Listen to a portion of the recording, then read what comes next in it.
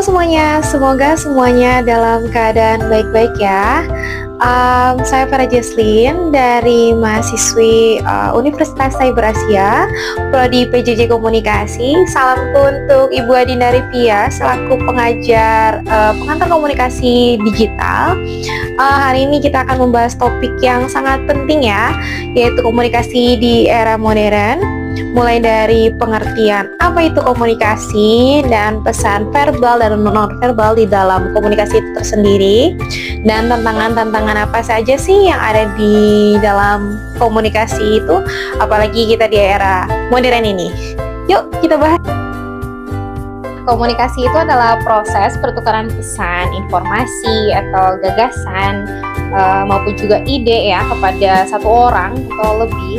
Contoh singkatnya seperti saya berbicara kepada kalian atau saya berbicara kepada satu orang atau kelompok dengan memberikan materi ini ya, baik lisan maupun tulisan dan baik verbal maupun non-verbal. Seperti contoh verbal, ketika dosen memberikan materi di dalam kelas untuk mahasiswanya itu disebut komunikasi verbal ya. Dan non-verbalnya ketika saya tersenyum menyambut kedatangan tamu ke rumah saya, itu adalah contoh non-verbal. Dan ketika saya melambaikan tangan ketika mengucapkan selamat tinggal, itu adalah contoh komunikasi non-verbal. Sebagai contoh bisa seperti yang terlihat di gambar ya, kita sedang ngobrol dengan teman, ngobrol dengan keluarga, bergurau atau ngobrol dengan pasangan, bahkan ketika kita menawar barang di pasar ya, itu adalah salah satu bentuk komunikasi. Dilanjutkan untuk komunikasi nonverbal. Komunikasi nonverbal itu ya cukup unik juga ya, kebalikannya dari komunikasi verbal. Jadi komunikasi nonverbal adalah bentuk komunikasi yang tidak menggunakan bahasa ya, tapi menggunakan isyarat, misalnya dengan menggunakan kontak mata, intonasi suara, atau gerakan tubuh ya. Nah, contohnya seperti senyuman sebagai tanda keramahan atau intonasi bicara. Ketika kita berbicara dengan tegas, berarti kita berbicara dengan konteksnya itu serius gitu. Atau kontak mata untuk menunjukkan perhatian kita, bahwa kita itu sedang memperhatikan dengan serius misalnya. Atau menggantikan seperti kita ingin mengucapkan selamat tinggal tadi, ketika kita melambaikan tangan, itu adalah komunikasi dalam bentuk nonverbal. Nah, fungsi nonverbal tersendiri ini punya peran penting dalam proses komunikasi, yaitu menyampaikan emosi, ekspresi wajah atau nada suara yang dapat mengungkapkan perasaan seperti kita marah, sedih, ataupun kita sedang berbahagia. Digital ini ya memang memudahkan sekali untuk berkomunikasi ya, tapi juga banyak tantangannya ya. Terutama bagi saya itu tantangannya adalah ketika kita sulit untuk berinteraksi langsung, kita tidak tahu, kadang-kadang kita mensalahartikan maknanya ya ketika dosen menjelaskan mungkin. Lalu tidak bisa langsung bertanya ketika kita mendapatkan kesulitan.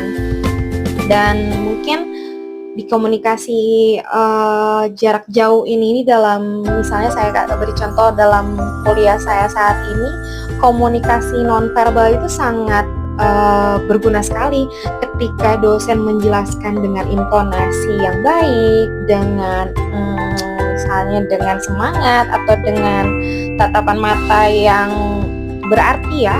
Mungkin itu menambahkan arti bagi kita yang mendengar, bisa lebih semangat dalam belajar, bisa lebih mengerti dalam materi yang diberikan gitu kan. Nah, dalam situasi ini juga mungkin komunikasi nonverbal ini sangat lebih berpengaruh daripada komunikasi verbal itu sendiri, karena tanpa komunikasi nonverbal mungkin pembelajaran ini akan terlihat nihil karena tidak ada artinya ya buat saya, kayak mungkin membosankan dan bahkan tidak ada masukan materi sama sekali gitu buat kita yang mendengar. dari penjelasan itu semua tadi, berarti kita harus bisa berkomunikasi dengan baik dan efektif ya. Nah, komunikasi yang efektif itu adalah proses penyampaian pesannya itu yang jelas, mudah dipahami, dan mencapai tujuan yang diinginkan. Dengan adanya umpan balik dari si penerimanya ya, seperti kita bisa menyelesaikan masalah, menyampaikan informasi dengan jelas, kita juga bisa bekerja dengan tim dengan baik, lalu kita bisa mempromosi jika kita mempunyai sebuah barang, kita bisa mempromosikan barang kita dengan baik misalnya, atau ketika kita menyampaikan sebuah materi seperti sekarang ini, saya bisa menyampaikannya dengan satu makna yang diterima dengan benar dan baik ya, dan kerjasama, bisa membangun kerjasama, hubungan dengan tim dengan baik lagi, mempengaruhi banget presentasi atau ketika kita sedang bernegosiasi dengan orang. Itu tentunya sangat berpengaruh sekali ketika kapan aja sih kita membutuhkan komunikasi yang efektif. Intinya sebetulnya komunikasi yang efektif itu sangat dibutuhkan dalam waktu kapan saja ya, dan seringkali kita butuhkan ya, bahkan dalam kehidupan sehari-hari, mau dengan keluarga, mau dengan teman, mau dengan partner bisnis, dengan siapapun, ketika kita berkomunikasi dengan baik, nah kita bisa menjalin hubungan dengan baik. Intinya komunikasi itu berjalan dengan efektif, pasti dong banyak tantangannya juga. Tantangannya seperti kadang-kadang perbedaan persepsi antara satu orang dengan orang lain, karena orang itu berbeda-beda ya. Kadang contoh besarnya misalnya saya nangkapnya begini, dia nangkapnya begitu. Nah, mungkin orang itu berbeda-beda, dan mungkin perbedaan budaya atau perbedaan bahasa juga kadang-kadang jadi salah tangkap gitu ya. Dan kurangnya keterampilan komunikasi, misalnya seorang bos dan seorang karyawannya yang berbicara, mungkin karyawannya tidak mahir untuk berkomunikasi dengan atasannya, jadi salah tangkap. Jadi itulah pentingnya komunikasi di era modern ini ya. Bukan hanya untuk di era modern ini mungkin ya, dari era dulu juga memang sebenarnya komunikasi itu penting. Komunikasi itu jadi bukan sekedar berbicara, tapi juga membangun pemahaman dan hubungan agar bisa jadi lebih baik lagi, menjalin hubungan dengan baik lagi. Semoga video ini bermanfaat, dan tentunya bermanfaat juga bagi saya yang sedang mengerjakan materi ini untuk UTS pengantar komunikasi digital kali ini.